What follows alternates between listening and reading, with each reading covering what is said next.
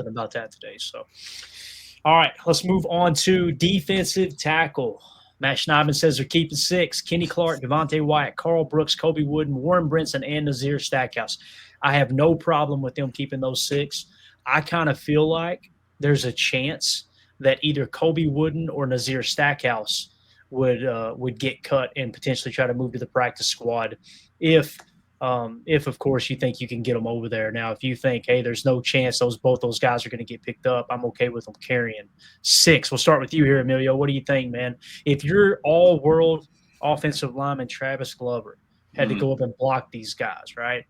Who would you want him to have to block against? Meaning, which one do you think is the weakest link out of this bunch here? With six, not to be negative, but that's how you come up with, hey, here's the guy I would cut if we were to only carry five.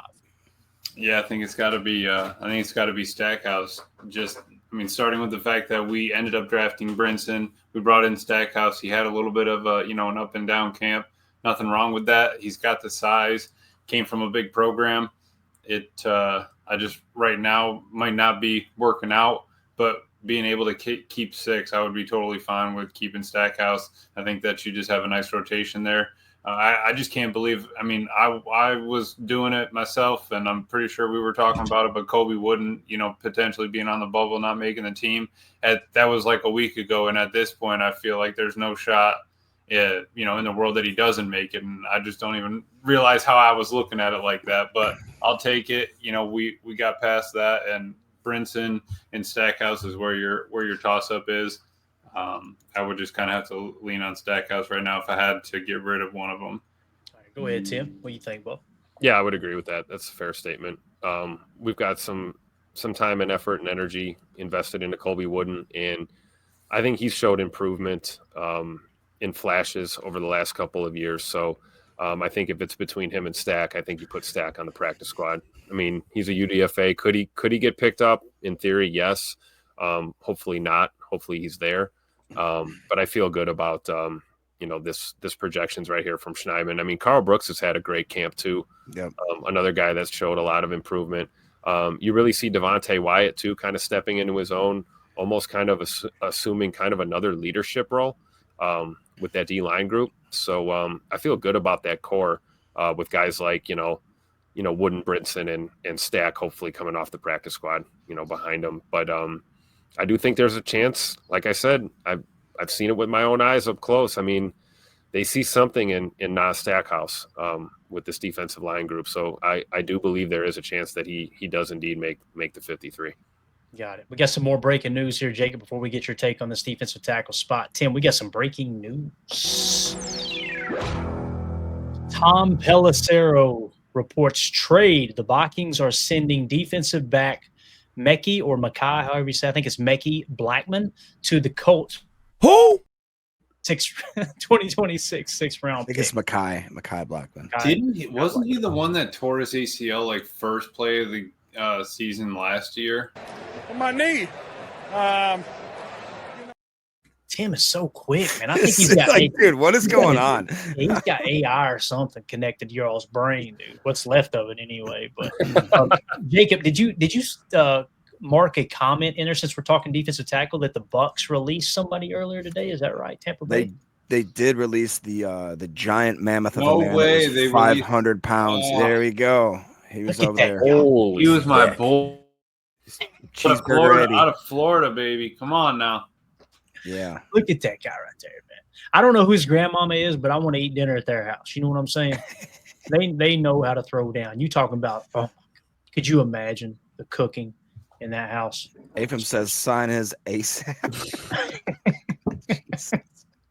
So anyway, I did see in the tweet earlier today too, Jacob, they said while he continues to work to get his weight down is what they said. So I don't see the problem, to be honest. Desmond Watson. 254 on the board, baby. Because if you ever want a guy to lose weight, you send him to Green Bay, Wisconsin, and say, here you go. Could you imagine? Cheese curds and my stomach hurt all the time, but I do eat them though.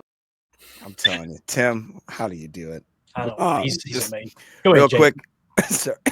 I agree kind of with everybody said. I think that as much as I wanted Nazir Stackhouse to just be that guy for his body type and just kind of the need that we had to have filled, I personally haven't seen enough in game situations, but Tim, he's seen him in practice, and I think that maybe he's seen more than I have. That actually has a little bit more credit to that opinion. I will say too that I'm very excited about Carl Brooks, and I think Colby Wooden, like Emilio said, just has kind of turned it on after we kind of already wrote him off. And those are two dudes that are, is it both 3 years now with the team, so they could make a considerable jump like that. I mean, that really is kind of when people start finding their sweet spot. And I haven't seen a lot out of Brinson personally for me to get too excited about him. But I think we could maybe slip. What would you think if we tried to slip Brinson and Stackhouse on the practice squad and went just with like a 5? Or I mean, I know Tim, you love James Esther too, right? At least one of those guys is going to get picked up. I would have to agree. Yeah, I think so too. I was going to try to pull up Brinson. I know his PFF grades weren't great in the preseason, but I felt like Brinson showed more than Stackhouse in the and if they were able to bring Stackhouse on and keep Brinson and Stackhouse together, it'd be the same thing like Carl Brooks, Kobe Wooden. You bring in two dudes at the same time, let them grow together, give them a couple of years together, and roll on. And then you decide at the end of year 4 who's going to stay, who's going to go. So I'm not mad at that same sort of technique. I also like the notes, though, noted here from Schneidman's predictions here. Georgia connections. Brinson's your pass rusher. Stack is your run stuffer, and they're both developmental players as far as I'm concerned. Obviously, I think maybe Brinson might be a little bit more, game ready right now, I guess would be the term, but I don't know. Yeah, I agree with what Tony's saying here. I think that Brinson has shown enough in the pass rush that he would not make it to a practice squad. I feel like there's a decent shot, however, that Nazir Stackhouse would make it back to the practice squad. Could be wrong there. Both of them, according to PFF, played like cheeks in the preseason game. So, for what it's worth. Anything else on defensive tackle before we move on, fellas? Good. Nope. All right. Let's move on to defensive end. Matt Schneidman said they're going to keep 5. Rashawn Gary, Lucas Van Ness, Kingsley Enagbare, Brenton Cox Jr., and Aaron Mosby. Wow, that's a surprise there, right? Release Deslin Alexander. Colin Oliver goes on the PUP. IR designated return will be Barron Sorrell. Sprained MCL expected out in a few weeks. Stash on the IR to preserve a roster spot. Notes, Sorrell less likely for early snaps than other injured players. So he sees it much more serious than I did, obviously. I kind of felt like there's a chance he could be back in a couple of weeks. And I want to say this. Jacob Morley tweeted out earlier today, Barron Sorrell led all rookie edge rushers. I repeat, Barron Sorrell led all rookie edge rushers in quarterback hits this preseason. He only played in 1 game. So I'm telling you, we got something there as long as that knee heals up just fine. And Emilio, correct me if I'm wrong, man. You've tore an ACL. Yep. Spraining an MCL, that makes me more nervous than a full tear on an ACL, because with a tear on an ACL, you're going to repair that thing. You're going to miss a season, but you're going to come back stronger than ever. Am I wrong thinking that when you kind of sprain one and you're a defensive, either a defensive lineman or an offensive lineman, you're in the trenches? Feels like I'm a little more nervous about that. I know that was basically what Jordan Love had last year, right? The injury. Yes, right. So, right.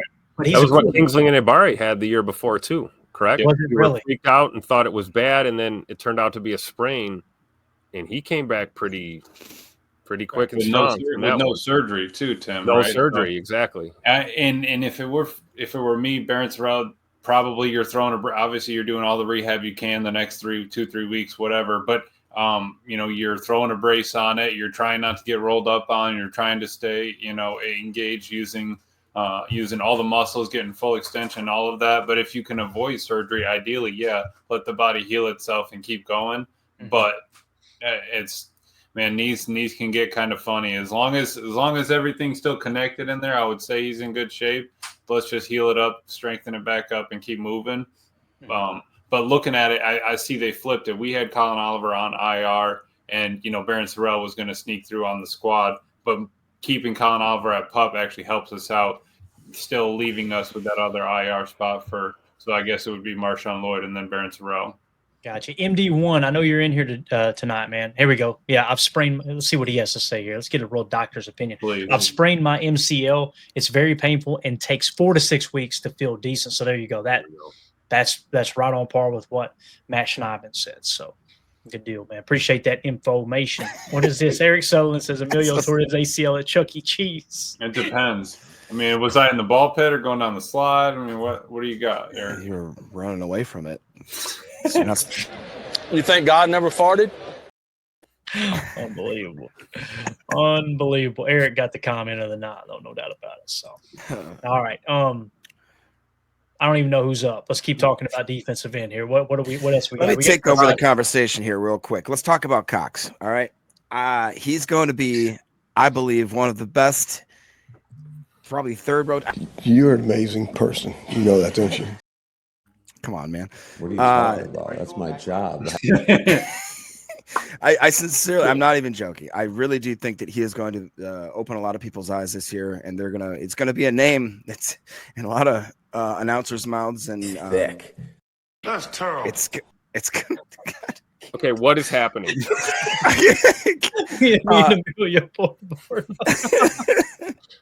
I really do think he's going to be good, and I'm if I had to make a disagreement with this list, I think that over Mosby, I would take Deslin Alexander. Me and Tim got to see him pretty close up and personal, and I really agree. I really think that he has kind of shown a lot. And when Matt LaFleur was asked about him and the post-game conference, he he said that he is just a guy that's always going 110%, and that he doesn't ever have to tell him to get the piss hot kind of thing. So to me, I really do like Mosby, though. I really do. It's just something about Deslin Alexander just kind of flashed for me. I agree. Tim, I think Mosby, this Mosby list surprises me, Tim. Does it surprise you here, man, or no? a little bit, just because I feel like to Jacob's point that Deslin Alexander really did flash like super hardcore towards the end of this camp in these last couple preseason games, especially. But I do think that there's something there with Aaron Mosby, and that would justify, a release of Deslin Alexander and then probably an immediate sign to the practice squad for him, I would think. And I would think he'd be relatively safe. Because Mosby looked good for us last year at times too. We were worried about him playing a little more under control, and I think we've seen that this year compared to last year. So I think that's probably why Schneidman's got him here on the list here as his fifth.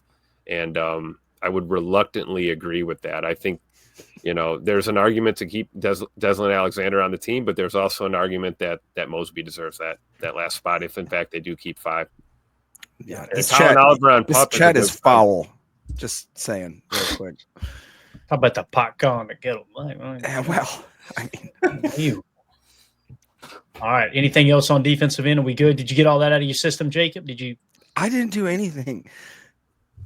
All right, we're moving on. Unbelievable. All right, linebacker 5, Edgerrin Cooper, Quay Walker, Isaiah McDuffie, Tyron Hopper, and Christian Welch. Let's go, Tim. Hey. Yeah.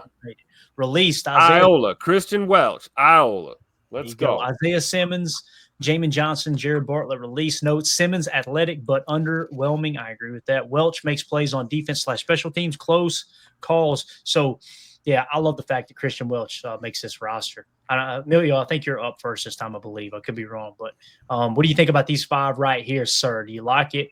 Do you think Isaiah Simmons should be released and try to get him on the practice squad? Yeah, no, I love that. I think that it's somebody in Christian Welch that you've seen for multiple years now that you know what you're going to get from him. So I'm totally fine with that. You got Edgerrin Cooper, Isaiah, he's been here for us. He's solid. He knows what to do. He knows where to be. I think he's kind of taken a little bit of a step in the offseason. And then we've all seen what Tyron Hopper's done this preseason. I'm extremely excited to see him out there, hopefully in the 4-3, getting reps. I mean, just in rotation, backers get hurt. I'm almost certain Tyron might start a game for us this year. So let's keep our eyes to that. But, yeah, Isaiah Simmons, nothing against you, man. It just didn't work out for us. I'm glad we gave it a shot. If we can get you on the practice squad, let's do it. But if not, maybe he gets picked up. But right now, everyone's trading for what? Like first look at free agents, right? You're trying to get priority free agents right now. That's why they're tossing around 6 and 7s. So, I mean, if somebody really wants them, they'd be reaching out. Yeah, and Simmons is our best gunner, like what Coach Lynn said. They from what I understand, Bo Melton and Simmons, number 1 gunners, right? So, Tim, that's something that comes into play, right? I mean, you got to take that in consideration. But boy, oh boy, did Simmons look like cheeks playing stack backer. It just didn't. I agree, and that's why I flipped those two around, because Christian Welch is no joke on special teams either. Now, I don't know about it, being your gunner, but he contributes on special teams, and then he has the edge as a linebacker, I think, over Simmons. And I think that's an astute observation here. Simmons is athletic but underwhelming. That's the best way to kind of sum it up. He's probably one of the best athletes out there on the field, but when it comes to executing, albeit he's a pretty damn good tackler when he wants to be, but being in the right place, the right time, understanding what's going on in that system seems to be a bit of a struggle. So I agree with the Christian Welch having the slight edge over Simmons, although we could all be wrong and both of them are released, and maybe both of them are signed to the practice squad. I don't know. Right. Yeah. All right. Anything else on Stackbacker, Phyllis? Just real quick on the Simmons thing. Do you think that it was I don't want to say a misjustice or whatever, but where Hafley was like, all right, we got to put him at a certain position. Do you think they picked the wrong position? Because I know when me and Tim saw him live, I was like, man, he just doesn't look like a linebacker. He just doesn't. He looked more like kind of a strong or a big safety. Do you think I feel like the whole league's been having this conversation for the last 3 or 4 seasons with him, really? Right. I mean, regardless of what team he's been on, right? But obviously we don't need that kind of help on the safety group. So it's like, is he just another situation of just wrong place, wrong time in another team? Could he be more successful in maybe of a hybrid role or a safety role? I think anywhere he ends up, he's a special team attribute and then a 4th or 5th string linebacker.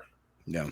Yeah, I don't know. And that's the thing. And listen, there's been really, really successful teams, successful organizations that will designate specific special teams players. Like if you go and look at what New England did, one of their captains, Matthew Slater, that dude, he was. I mean, he got special teams player of the year like multiple years, if I remember correctly. Is that the dude that was blocking extra points and field goals like a madman? Is that who I'm thinking of? I know he was their gunner, Tim. And okay. boy, oh boy, was he. I mean, he was just and a team leader and all that. And I'm not saying Simmons is that. I'm just like that's one example that we have. Like that franchise had a lot of success. And that dude, he was a wide receiver. And I never remembered him taking one snap at wide receiver because he was just always that gunner type player. So it is important. So Dennis Shook said, can't you just blitz Simmons whenever he's out there? I mean, yeah, you could, right? But I think teams are going to see that coming. They're going to go, all right, yeah. What's his number? 28. 28's on the field. Yeah. All right, he's just going to blitz, guys. Slide of protection. That's all we got to do. You mean like the same thing if we traded for Micah Parsons, put him on the field? Yeah. Hey. Damn, he's not going to let that go. All right, let's go to the chat here real quick. Solder says, so is McDuffie or Hopper number 3? I think McDuffie's number 3 right now, Solder, but I hope Hopper is. To me, Hopper is the better. I mean, like I say the better. He has shown in this preseason, in my opinion, that he can be a better number 3 than McDuffie. Now, we might get to week 1 and he take a step back and we go right back to McDuffie type thing, right? What I hope doesn't happen, though, Soder, is that we look up 5-6 weeks into the season and he hasn't even gotten a shot. They're going to continue to roll McDuffie out there. How do you guys feel about that? Let's go around the horn there. Am I being too critical of McDuffie? Because I'm not like saying McDuffie's a bad football player, right? I love the signing. They got him on the cheap, that little 2-year extension. I think you build the floor a little bit. You got kind of a high floor there. But, man, Hopper, what he did in the preseason, I just don't think we can afford to keep him off the field. As Drew D says here, man, Hopper may be the most improved player. That's exactly what Matt LaFleur said. I was just going to say, yeah. You want to play the hot hand, right? You don't want to keep holding him back. If he's making those strides, I would agree. And I think that's where you're coming from with this. It's not a knock on Zay McDuffie. It's just the fact of the matter is, Tyron Hopper doesn't have a ceiling, apparently. And we kind of know what we get with Zay McDuffie, which is a solid football player. But we could have a potential monster on our hands with Tyron Hopper. And if you look at Coop and Quay and Tyron Hopper, that could be that trifecta we're looking for there in the middle. Right. Now we know why we moved on from Eric Wilson. Yep. They were ready. They got a couple looks at Hopper. They knew what they had. They said, all right, if this kid makes a jump, we are golden. And then, all right, we'll bring in Isaiah Simmons as a backup plan. Don't need to. We're good to go. Yeah, Donovan Schilling says maybe our Quay replacement, ? I think it could be Donovan. I think that's the plan is like, hey, if for some reason we can't work this contract out with Quay and get him for what we think he's worth, as opposed to what the market probably would be for Quay, because I think people will really pay top dollar for Quay Walker. He's just a physical freak. So that might be kind of the plan is Hopper to step into that nickel 4-2-5, which we're in 75% of the defensive snaps, and he'll be the stack backer of the future alongside Edger and Cooper. It makes sense financially. It makes sense upside-wise. However, if Quay continues to improve like we seen a little bit last year before he hurt the ankle, and then obviously we seen him, 5 snaps the other day, and boy, he looked comfortable. So the ankle looks healthy. We can check that box now. We may look up in week 3 or 4 and go, holy cow, Quay Walker, get him a contract right now before the price goes on up. That could happen. I'm just not going to sit here and pretend like I've watched him play and been like, I would pay him top stack backer money. I can't get to that point, I think about Eric Stokes, right? Not taking the option on him, and then he kind of had a prove it year. And I don't think anyone really thought that was going to happen, and it didn't. And he's a Raider now. So I believe he's a Raider, right? Did Stokes go to the Raiders? Yep. Yeah. So when I look at Quay, I think he may have a better chance to go out there and prove it this year. And then to your point, Clay, you're right. Maybe the Packers are willing to come up a little bit to keep him around, and they can work out something kind of in the middle, maybe a little below market value, maybe semi-team friendly. Maybe Quay wants to stay, and it makes sense, and they can get a deal done with him. Yeah. But I think too that we have to remember that, like Amelia always brings up, Quay and Edge played together. Was it one game, Amelia? They started one game together. So they had snaps together definitely throughout the season, but never a full game, and they only started one, which was the playoff game against the Eagles. Right. And like we talked about, I think it was yesterday, whatever, like, yeah, if we're in that 4-3 base, like that's maybe 50% of the time. But if we do have a solid third, guy in that rotation, it's going to make a big difference. And like Quay Walker he's a physical freak. He really is. So like Clayton said, I believe that there are teams that are willing to pay top dollar for the guy. So if that's the fact, if that's the case, then all right, cool. I really love the fact that we have Hopper in the hopper. And it makes me more comfortable now. Like every single year, we always get humbled. We're like, why did we? I remember when we drafted him, was like, why? What are we doing? And then all of a sudden, 1-2 years down the road, you're like, okay, I understand. I'm an idiot. I literally am watching football on TV. These guys are there doing the draft. There's a reason for that. We all fall into that category for sure, man. We're all guilty of that. Cornerbacks. Matt Schneidman's got them keeping 5. Keyshawn Nixon, Nate Hobbs, Carrington Valentine, Bo Melton, and Kalen King completely agree with this list. Release Kamal Haddon, Corey Ballantyne, Micah Robinson, Tyron Herring. Notes, Melton adapts well from wide receiver. King stands out in camp with splash plays. Close calls among depth options. I completely agree with these 5 here. What do you guys think about those 5 right there? Yes. Yep. Sign me up. Yes, please. I'll take that. If they keep 6, Kamal Haddon's on the team. You think so? Yeah, if they keep 6, he's your 6th, I think.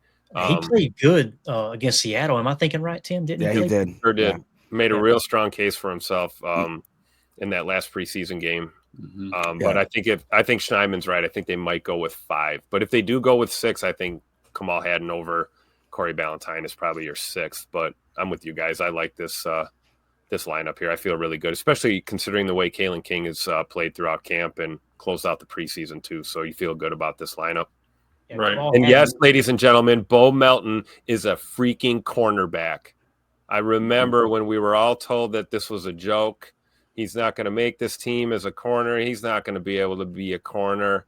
Bo Melton's a cornerback. I love it. I'm guilty of that. That was me. I was the one going, boys, this feels like he got one foot out the door. They're just trying to find a way to keep him on the roster. He shut me the hell up. He shut me up. And listen, I don't think he's going to be an all-pro. Maybe someday, right? But boy, oh boy. I remember that first practice. I made that comment, and like 2 or 3 practices later, we showed the footwork, and I was like, he's got the best feet of every cornerback in this drill. What in the world? So just like his brother, I guess, right? Yep. So, and I will say this about Kamal Haddon. Amelia, I know you're about to say something. Seattle, the Seattle game, Kamal Haddon, 85.8 PFF grade with an 88.4 coverage grade. No, yeah, Tim's spot on there. If we're keeping anybody else, it's got to be Kamal. Nothing against, Valentine or anything. We've had him on here. I think we can go back out there and get him later on in the year if we need to, if another team doesn't pick him up. And then, Micah Robinson, we spent a 7th round on him, but it just didn't work out, right? Not enough space, not enough guys. We'll go ahead and slide you to the practice squad, work on you a little bit, see what we can get. Where our cornerbacks were at the beginning of the offseason before a pre-draft and everything to where we are now, I'm pretty happy with where it all ended up. I think that's a great segue there to what JJ McQuaid says. He goes, how confident are we with this quarterback depth? Like you just said, Emilio, at the beginning of the year or at the beginning of the offseason, if you would have asked me about that, I would have said that either that or the linebacker room was our worst kind of depth, ranking that we had with a bunch of these players. But all of a sudden now both of those positional groups, I'm just like, okay, we got some dogs in there and guys that have actually shown themselves that they can, the moment's not too big for them. Like Clayton said, I mean, I don't remember if I was honestly, I think I was kind of on the train as Ryan and Clayton was, where it's like when you switch a guy's position, it just usually means, hey man, we're just trying to do something to keep you on the team to justify not letting you go. I think he's shown obviously that he deserves to be an NFL cornerback, which is kind of crazy to say. I would try to get Micah Robinson on the practice squad. I would hope that would happen because I think I saw some flashes of him. But I know me and Tim both watched Kamal Haddon this last week, and he was running around, man. He was throwing his shoulder down there. He was absolutely willing to throw his body around and be kind of violent, which that's what I love about cornerbacks if they're willing to do that kind of stuff. And it's tough to see like guys like, Corey Ballantyne just kind of be brought back in and let go right away. But, that's what the NFL is. It's not for long, right? Absolutely. And I just want to give a shout out to everybody watching. We got 523 people watching live. Thank you all so much for making us a part of your evening. If you would hit that like button. Also, if you're watching on X, do us a favor, click on my profile. You'll see the YouTube link there. Hop over to YouTube, sub to the channel. And if you want to be involved in the conversation, that's where all these comments are. You can comment on X, but you can't see everybody else's comments. So if you just want to crack open a cold one, hop in here with us on the live stream and comment on these knuckleheads in the chat, which viewer discretion is advised. Okay, we will say that.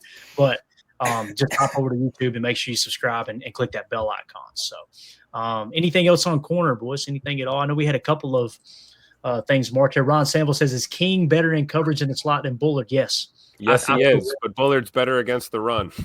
Right. And that's what it comes down to is like, well, here's the thing too, though, Tim. I felt like King looked better against the run.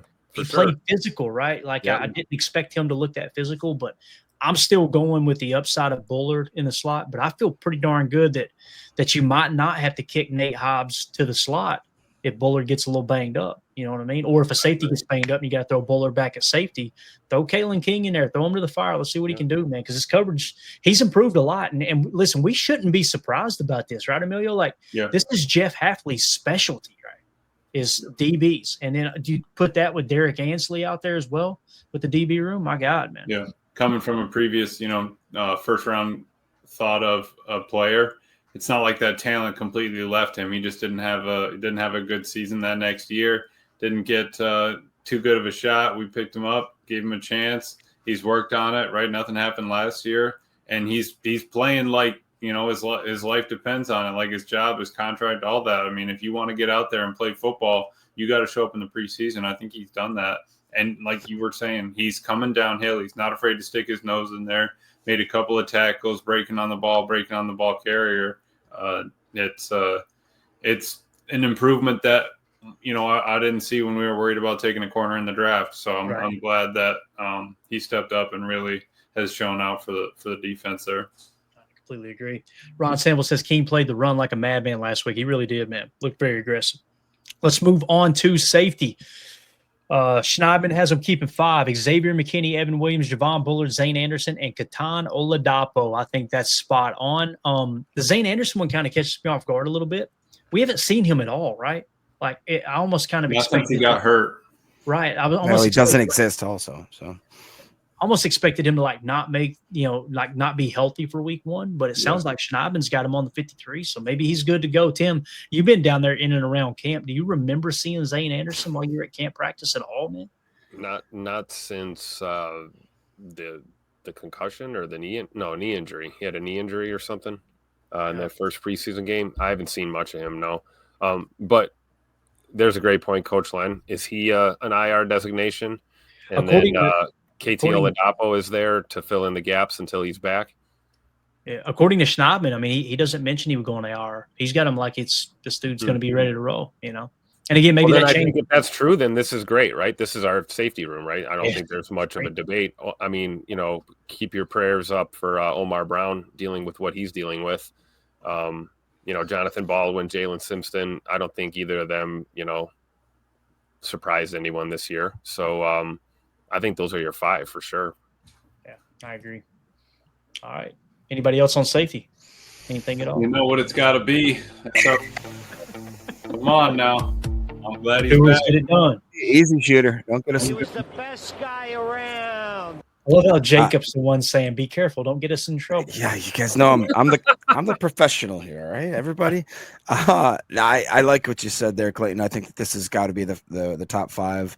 I was honestly really impressed with what I've seen from Ketan Oladapo. Had high praise for him coming out. Was so excited about that draft that we had when we picked my guy Bullard and Evan Williams and Ketan Oladapo, and I feel like a lot of those, all 3 of those guys are going to take a big step and help this defense. We know what we have in McKinney. I think we know what we have in Evan Williams, at least with his young talent. I want to see Zane Anderson come back and show us something.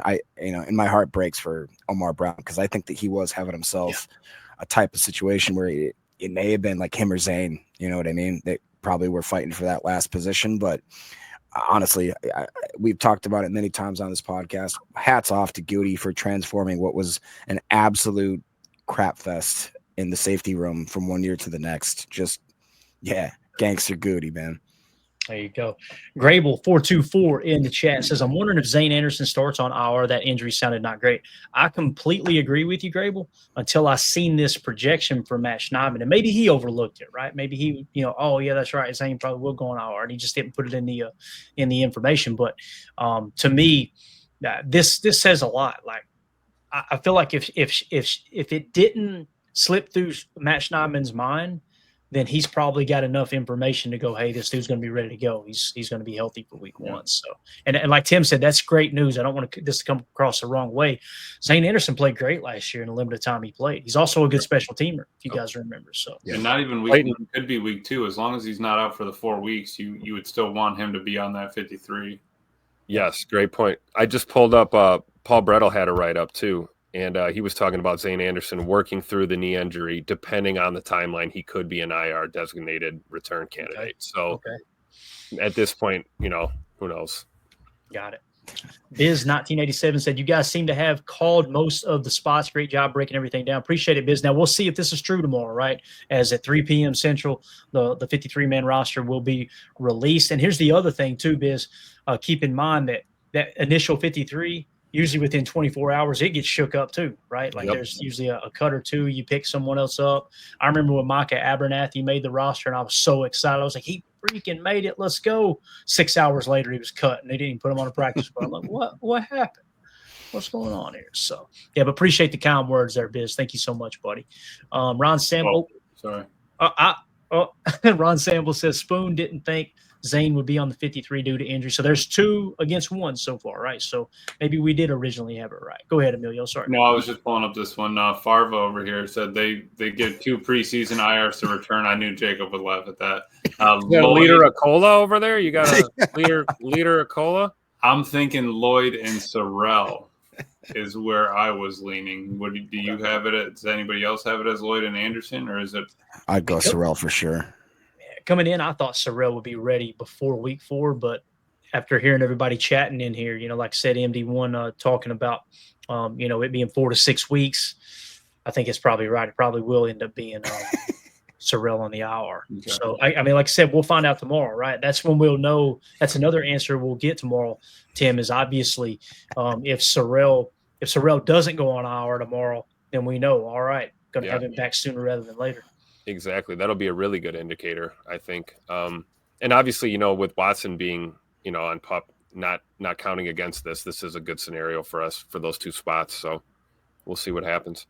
Let's give the people what they want, some free kicker talk here. You ready? Surprise, surprise. Matt Schneidman has Brandon McManus making the 53-man roster as your kicker. All right. Going to release Mark McNamee. However, McNamee likely back in the international player pathway slot. It's extra practice squad spot there, obviously. So nothing really much to talk about there other than can we all just give Goody a big round of applause for signing Brandon McManus when he did. As soon as the allegations were cleared, let's go get this dude. And I'm telling you, man, could you imagine if we had a young, unproven kicker right now? Like we don't have to imagine.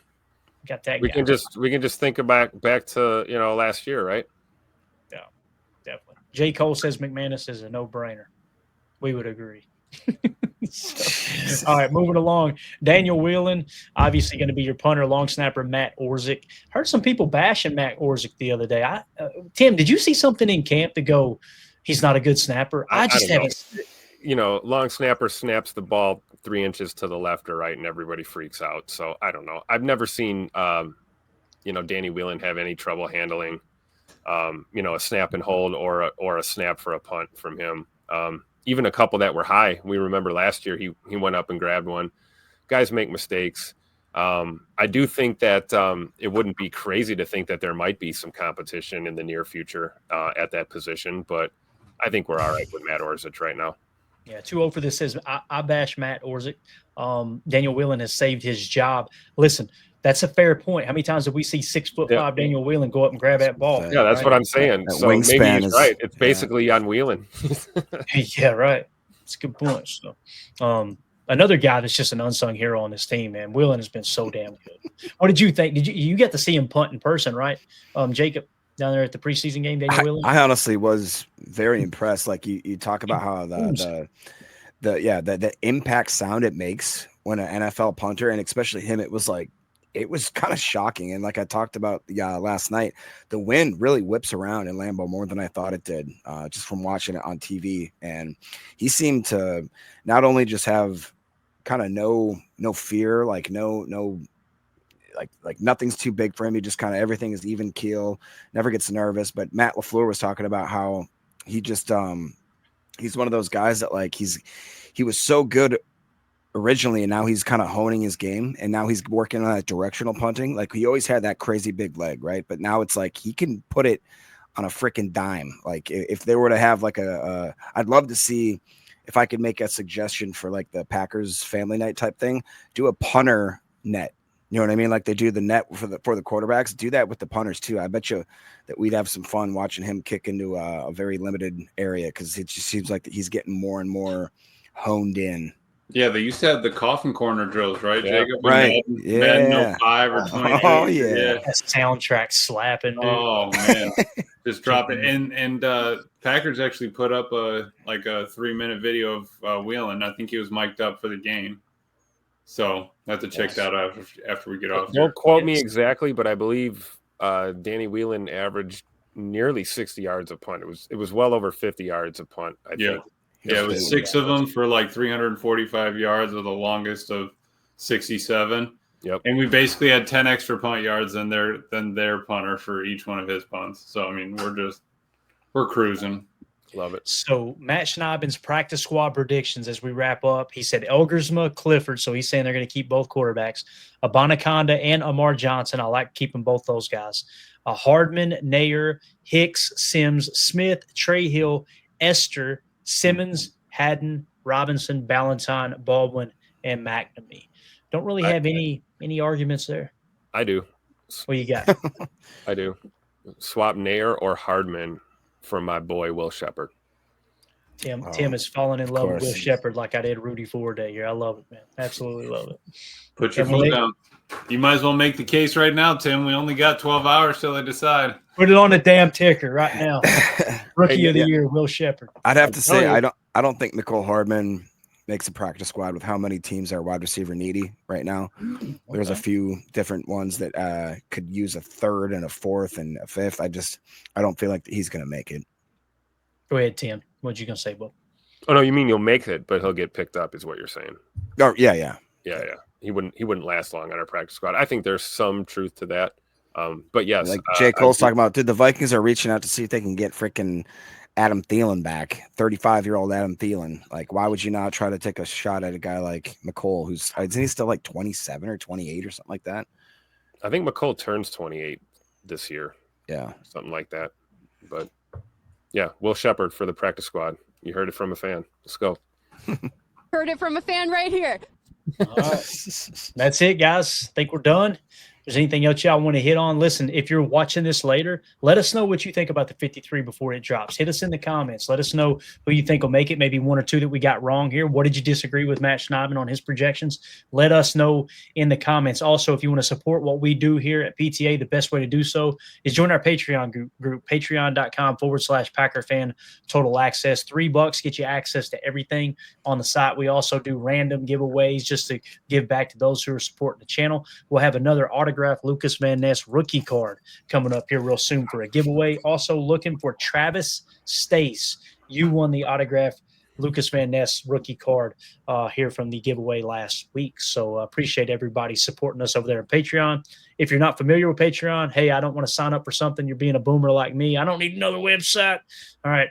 You can also support us right here on YouTube. Just hit that join tab right below this video. And that'll get you entered into giveaways as well. So why? You know why, Jacob. I'm just going to say this, Jacob. That ball cap you got on is sweet. It looks way better than the do-rag.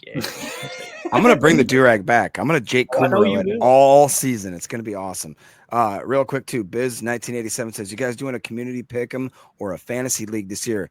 He says, I've been out of the loop for a while. Yes, sir, we are actually through the Patreon group like Clayton just mentioned, which is perfect. www.patreon.com/PackerFan Total Access.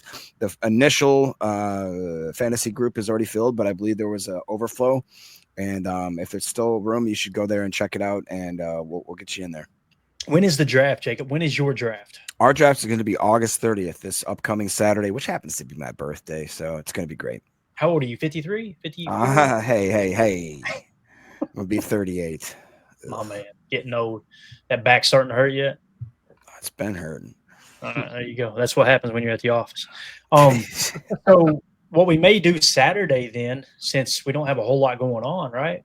Maybe we can do – what time is the draft, Jacob? 7 p.m. God's time. 7 p.m. God's. So about the time that we go live.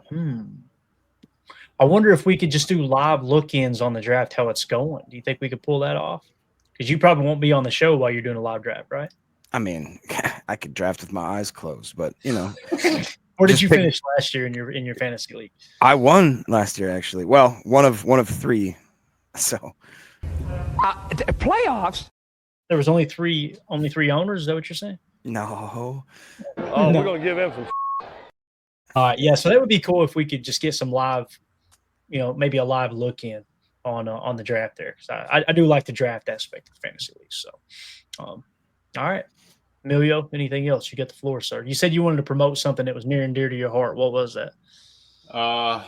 Yeah, no, I just Travis would have made the 53. That's all I'm standing on. That quick, man. That's awesome. All right. That's it, guys. Thank y'all so much for hanging out with us. Hit that like button on the way out. And, we can have a birthday right here in the chat, right? There you go. Mm-hmm. Happy birthday, Donovan. Happy birthday, Donovan. Sorry your party sucked.